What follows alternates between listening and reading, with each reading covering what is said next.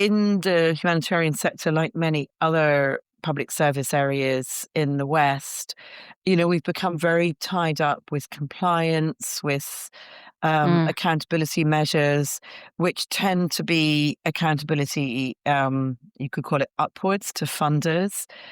And sometimes we lose that sense of accountability to those that we're there to serve, to those actually affected by the crisis, which in the humanitarian sector is the reason most of us have got into this work. So it's finding ways of really staying connected with what I call the human in humanity, really staying connected with our purpose, with our values, with what matters to us. Hey, it's Amy. Welcome to Create Magic at Work, where we cast visions for a future of work where business decisions ripple outward to our teams, our communities, the planet, and humanity as a whole. If you're ready to edge walk instead of sleepwalk through your leadership, you're in the right place. So let's start making magic at work. Welcome back to Create Magic at Work. Today, I'm joined by two extraordinary guests who are changing the way leaders show up in the world. First, we have Margie Buchanan-Smith. Margie brings over 30 years of value-driven leadership in the humanitarian aid sector, currently focusing on the crisis in Sudan. She's a well-published policy researcher, executive coach, senior research associate with ODI Global. Alongside her is Dr. Margaret Benefiel, founder and CEO of Executive Soul and former executive director of Shalem Institute. Margaret is an author of 7 books on leadership, including Soul at Work and Crisis Leadership. And over the last 14 years, her programs have transformed how thousands of executives lead globally. They're here together today on Create Magic at Work because they co-facilitate a cohort called the Soul of Leadership. And it's an 18-month program designed to help leaders integrate contemplative heart practices into their daily demands to avoid burnout and lead with purpose. Margaret, welcome to Create Magic at Work. Thank you so much. Thank you, Amy. Good to be here. Really glad you're here. I have to share the story of how we all met. So Margie ordered an Edgewalker card deck from Dr. Judy Neal and I just happened to reply. Well, first, actually, Margie, you reached out to me and said, how do I get one over here in the UK? Because we do international shipping where we generate an invoice for you at that time. And I said, oh, let me send you one and generate an invoice. And then I said, wait a minute, how did you find out about this? How did you find out about the Edgewalker card? And Margie, you replied and said, oh, we're using some of the book as an inspiration and things like that. And I was like, okay, we all have to get together and meet. So that's how we all ended up coming together and meeting with Dr. Judy Neal, who created the Edgewalker work, and then the amazing work that Margaret and Margie are doing in the world. Of course, I had to bring them on Create Magic at Work to share with all of you listening what's going on and the inspiration that we can feel from this great work that other people are doing. So, Margie, I'd like to start with you. And I would like to start with asking you to share with our listeners a little bit more about your work, especially the work that you're doing in Sudan, and then how it ties to your program with Margaret at Executive Soul with the Soul of Leadership program. That was kind of a mouthful, but let's just start sharing a little bit about you and the work that you do. Yeah, thank you so much, Amy, and thanks so much for this opportunity. So I've been working in the humanitarian aid sector for, believe it or not, almost 40 years. And I've worked in many, many different countries in the world, many different continents. But the country that I started working in is Sudan. And it's the one that I keep coming back to and that I care deeply and passionately about, and is tragically in the middle of a nationwide civil war. So Sudan is no stranger to conflict. In many of the years that I've been working there, it's been in conflict in some kind or another. This is undoubtedly the worst conflict and the worst crisis that Sudan has experienced. I've played leadership roles in the humanitarian sector in many, many different ways. So I'm often been asked to lead multicultural teams. I've been in management positions. As you mentioned, been policy researcher, so have led policy research. And I think the challenge that we're all facing right now is just how enormous humanitarian needs are in the world, not just in Sudan, but in so many trouble spots in the world. Gaza, Ukraine, Democratic Republic of Congo, Myanmar, just to mention a few. And our challenge right now is that the humanitarian needs are huge and the resources to support people living in these crises are declining. And so the challenge for us as leaders is also immense. It's how do we nurture and maintain ourselves to be the best leaders that we can in terms of the work that we do, in terms of supporting ourselves, but also in terms of how we collaborate. And those of us working internationally are looking for ways to work as best we can with national humanitarian actors. And that's very much how I work in Sudan, is with national NGOs, with Sudanese academics, with people that I've built up long, trusted relationships with over long periods of time. Thanks for sharing that. That feels big. It's like the only thing I'm thinking as you're sharing that. Especially, I just love that you're bringing this perspective to Create Magic at Work, because we talk a lot about working in corporate, and there's a lot of other leadership perspectives that I think we all need to hear. And this one is a big one. Margaret, I'd like you to come in at this point and then talk about your work and then the common thread between you and Margie. Yes, thank you, Amy. So I started out in the field of theology and spirituality, and I taught for a number of years in theological education. And I taught courses helping people nurture their souls. And I found that while the courses were very helpful to them in their own personal spiritual development, when they got out to serving in churches or nonprofits or educational institutions or hospitals, wherever they ended up, they ran into systemic issues and organizational dysfunctionalities that they didn't know how to bring the spiritual resources to bear on. And so I thought, there must be ways to integrate what we know about spirituality with what's known about leadership and organizations. And that led me to take a leave of absence, explore more in those fields. And to my surprise, I found that many people in business, in healthcare, in nonprofits, in education were seeking a spiritual foundation.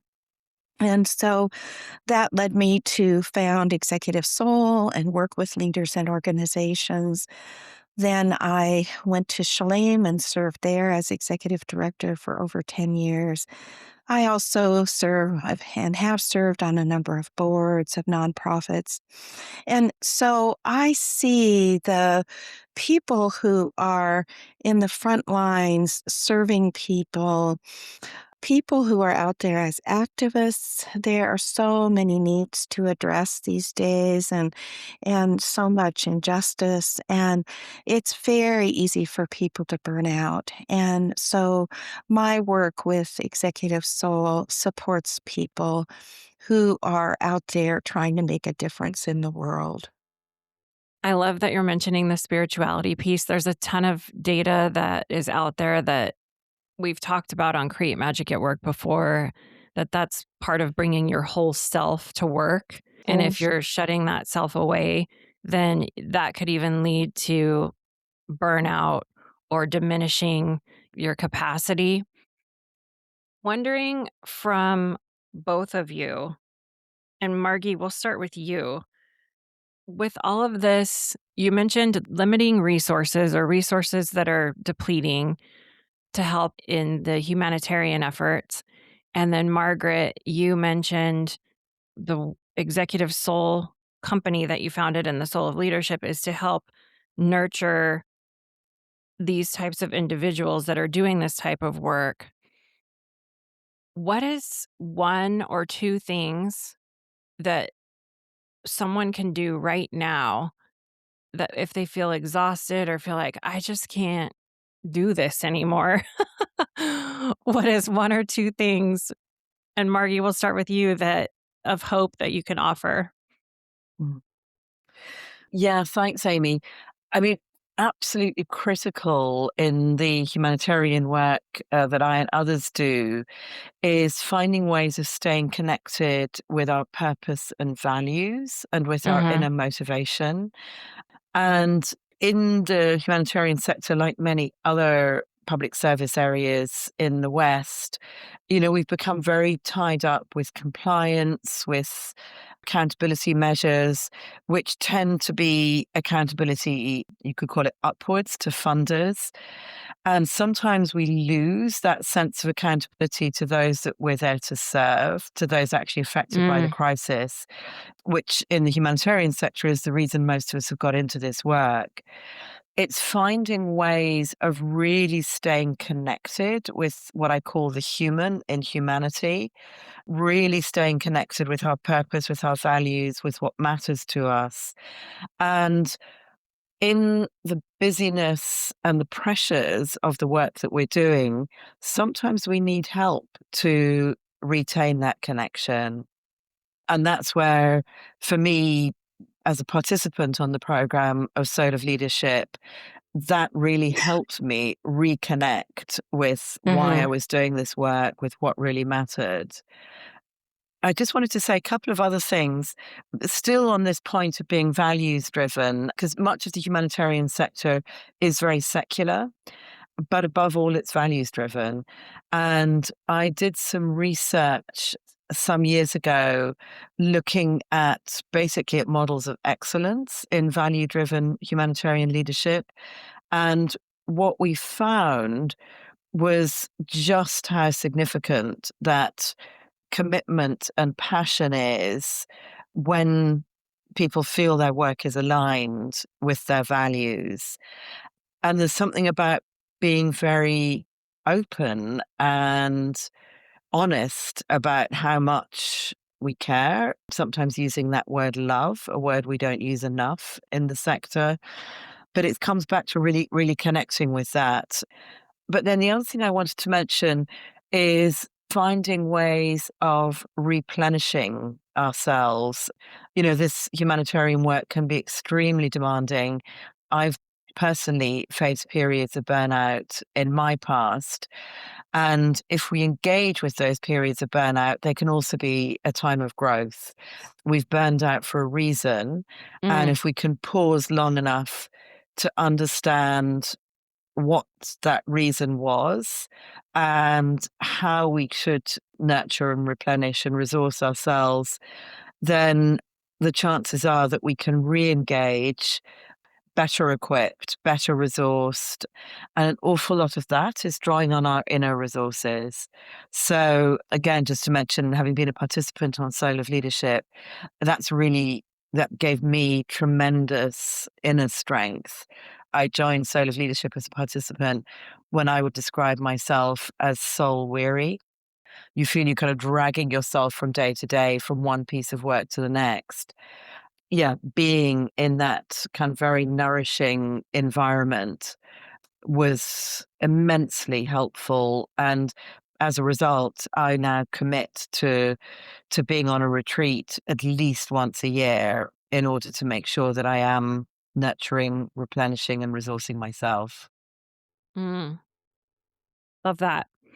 I want to highlight something that you shared about focusing on compliance and losing sight of the end goal. I just think that's really important because the thought came to me, I'm curious about that. In the spiritual intelligence teachings from the SQ21, that feels to me like that could be an ego trap where we're not focusing on higher self or higher purpose, and we forget the actual problem we're trying to solve, or the end result we're wanting to achieve, or the ripple effect of good we're trying to create in the world, that quantum leader. And when you talked about that, I was like, oh, what a great reminder for all of us listening. If we're working in a company or a nonprofit or trying to do good, no matter what business we're running, great reminder to pause and say, what are we getting caught up in that is taking our attention away from what we're truly trying to achieve here? And that, to me, it almost is like getting caught up in, I'm just using this as one example because you brought it up, getting too much focused on the compliance instead of the human result. It reminds me, for some reason, of an ego trap, a distraction, almost similar, especially if you stay too focused on it, to why am I going to scrolling on social media? I don't know why, but it's reminding me of that, like just this distraction. So thank you for highlighting that. And thank you for being an example of somebody that is doing the work, but also replenishing yourself by stepping into programs like the Soul of Leadership. And I know you help run it with Margaret. Thank you for living that example. And Margaret, I'd like to hear from you, coming off what Margie said. What are some things with your work with Executive Soul that you can share that can help? What's a micro step somebody can do in their day that feels chaotic, or if they're making a tough business decision or a tough organizational decision? Share some insights that you see around that. Yes, thank you, Amy. Well, I would agree with Margie. Get it back in touch with your purpose and also self care, replenishing yourself. And so, some things you can do in the moment: breathe, look out the window at nature. Sometimes people carry something in their pocket that reminds them of being out in the woods or being at the ocean. Sometimes, if they can reach in and touch that, it reminds them of connection to their larger purpose, to the whole of creation. Whatever nurtures you deeply, whatever nurtures your soul, find ways to connect with that in brief moments here and there. And that can help you with a tough decision. Pay attention to bodily sensations. What is your heart telling you? What is your gut telling you? Are you noticing tension in your shoulders when you think about going this direction, whereas you feel more relaxed when you think about going this direction? I would say another thing someone could do is sign up for one of our taster sessions where Margie and I give a free 2-hour workshop that give people an opportunity to get in touch more deeply with their souls and with what really matters to them, and that can help really reset your compass and get you regrounded so that you're able to lead from a place that is deeper and that's in alignment with who you really are. Thank you. One thing that struck me about your Soul of Leadership program is that it's 18 months long. For some reason, that feels peaceful to me. And we're in a world where things are quicker. It's a 30-minute webinar, it's a 30-second TikTok clip, it's a this, it's a that. And you would think that if somebody looks at 18 months, they're like, oh gosh, I just want a quick fix. I love that this is 18 months long and that it's supporting somebody for this long. Like, there's just something about it that jumps off the page to me that feels peaceful, supportive. Can you tell us about the leaders that step into this support system that have this for 18 months throughout their lives? Who are they? What do they come for? What do they get out of it? I'm just curious what kind of leaders are stepping into this. I think you know, Amy, that Margie and I offer this program in the UK, and then I Hmm. offer co-leaders in other parts of the world as well. So I offer it with different co-leaders in the US and then also in Korea and also in South Africa. And it has been offered in the Netherlands. And so there are some differences in the different locations. I would say we pretty consistently get people who are from nonprofits or charities, people who are in healthcare, people who are in education, people who are from the humanitarian sector. We get some people from business. We get people who are leaders of spiritual communities, like pastors and others who lead spiritual communities. So we get quite a range. When they step into work like this, is there something in particular that they're wanting to resource, Margie? Yeah, I was just going to give some examples, Hmm. Amy, which may be helpful to kind of just give some idea of different things that people have got out of it. So I gave my own example of being quite soul weary and remotivating Hmm. myself and using it as a way of replenishing. We've also had people join the program and, they kind of, there's been a dissonance in their lives. Maybe their values and motivation don't quite align with the organizations that they work with, whether that's private sector or in the not for profit or humanitarian sectors. And so we've had people who've maybe worked through that. And I can actually think of examples of participants who've decided to leave their organization to find another that better aligns with their values, even have chosen to change direction. We've had some people who've used the program as a way of kind of working out where they are on their life journey, finding a way to move into a new phase of engagement. We've had some people who've used it as a way of entering into a phase of what I would call eldership, perhaps by Hmm. no longer working as paid consultants and employees, but perhaps joining boards, playing more kind of mentoring roles. So that's also been very wonderful to see. So those are just a few examples. Yeah, a few examples. Thank you. I'm thinking if you were to tell us one hope or one thing that you wish for all of the leaders that are doing this work, what would that hope or wish be, Margaret? My hope is that they can get in touch with their authentic selves and live from that place and feel like they're in a place where they can make a difference in the world in alignment with who they really are. Hmm. Thank you. What about you, Margie? I would say my hope would be that leaders have the space, and often it's a few minutes, it doesn't have to be a lot of space, Mm, to really cultivate that inner sense of leadership. I think that's where we find the right balance between soul and ego. So it's kind of leading from the inside out, connecting to values. And my hope would also be finding communities that connect us with kindred spirits. So at those darker and more difficult times, we've got other kindred spirits who can support us. that connecting quality. It's so nice once we start introducing people that are like minded to each other, that are wanting to do good work in the world. And then it's like, oh, yeah, it's not that dark as long as we keep our focus on this and the connections that we have in that way.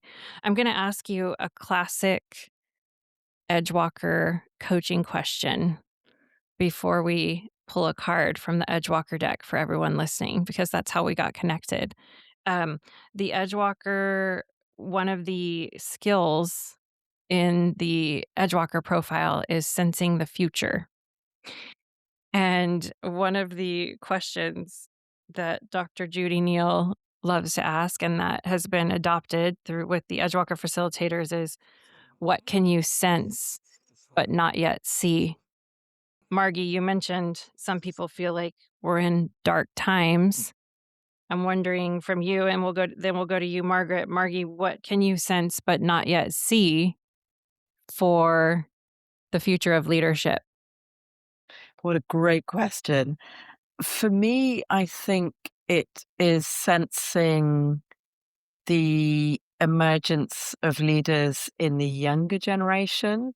And what I'm seeing is more and more people who maybe have been brought up in multicultural families, multicultural upbringings, and I am seeing how much they bring. I'm again talking about humanitarian sector, and Sudan is very much in my mind here.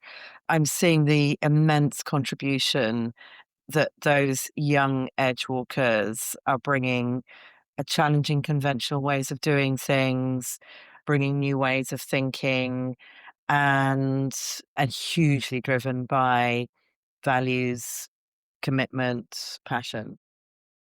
Mm. Hopeful. Thank you. What about you, Margaret? What can you sense but not yet see?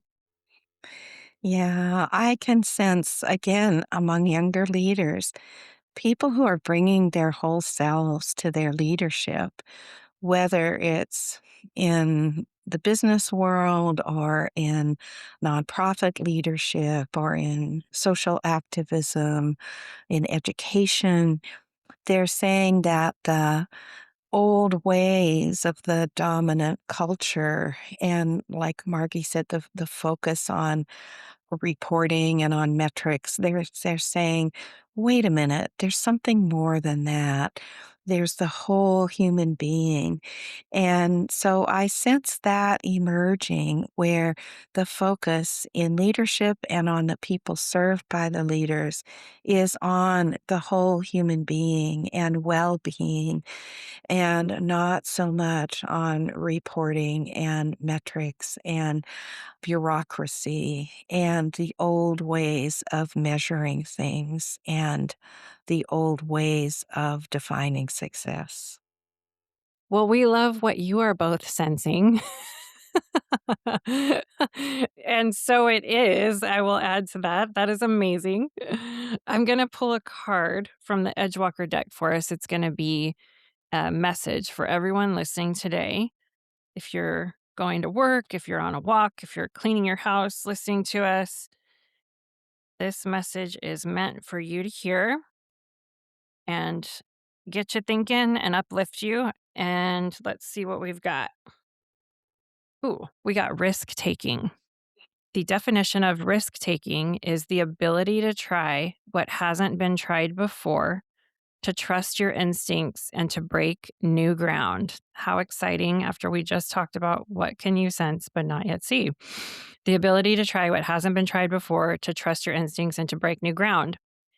The affirmation on the card is, I am divinely guided and supported as I expand beyond my boundaries. I am divinely guided and supported as I expand beyond my boundaries. Margaret, thoughts? What's coming up for you as we share this with everyone? Well, I can say that really resonates with me in terms of when I felt moved to start the Soul of Leadership program. And when I felt moved to start Executive Soul, it was a big risk to step out and go Mm. beyond what I was doing. And so Soul of Leadership started 12 years ago, and we're in our 33rd cohort now in various parts of the world. And so it was a big risk. I felt divinely inspired, and I still felt kind of scared and unsure. And it was one step at a time. And so I encourage anybody who's feeling moved to take a step toward your own authentic expression in the world to take a step and see what happens. Other people came along for me and shared the adventure. Margie's one of them, and it's been a fabulous adventure. Amazing that I just love highlighting that this kind of work is going on in the world and that these programs are available for all of us to step into. Margie, thoughts on I am divinely guided and supported as I expand beyond my boundaries? Whoa, I have to say something about the risk taking as well, because Mm. we've talked about compliance here, and compliance to me is the antithesis to risk taking. It's we try to tie everything down because it all feels too Totally. scary and risky, and it's realizing we need to ease up and we need to let go and we need to be prepared to take risks. We absolutely do, and it's not reckless risk taking. It's thoughtful, carefully judged risks. But on the being divinely guided, it just so resonates for me around the need to take time out. And as I mentioned, it could be an annual retreat, but it could be those practices in our day, sitting quietly, meditating, seeking that guidance, particularly at the times when we feel most overwhelmed.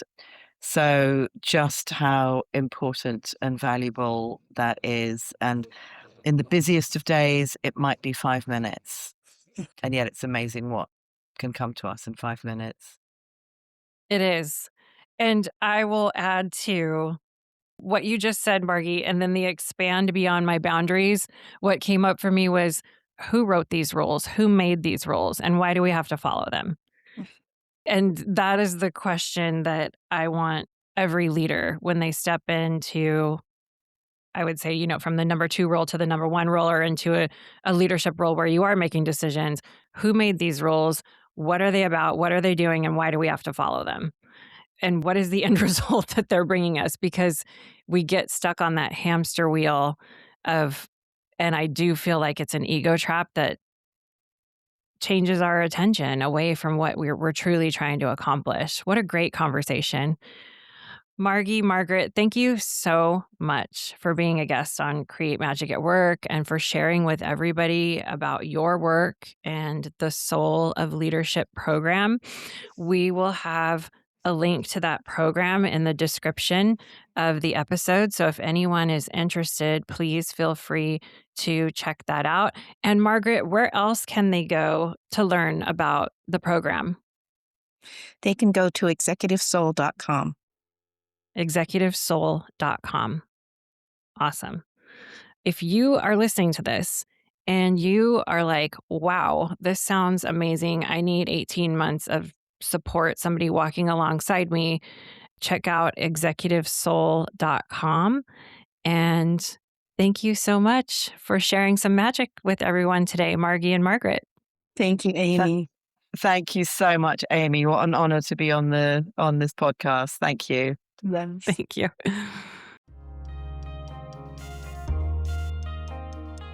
I want to thank each and every one of you for being here as we explore what it really means to create magic at work.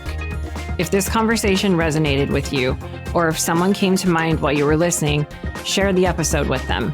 Help others who are looking for these types of conversations find us. And don't forget to follow, subscribe, rate, and review so you're notified when the next episode airs.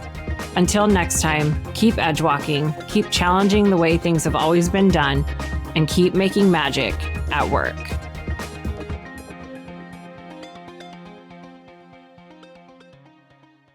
Thank you for tuning in. You've been listening to a Magic Thread Media podcast.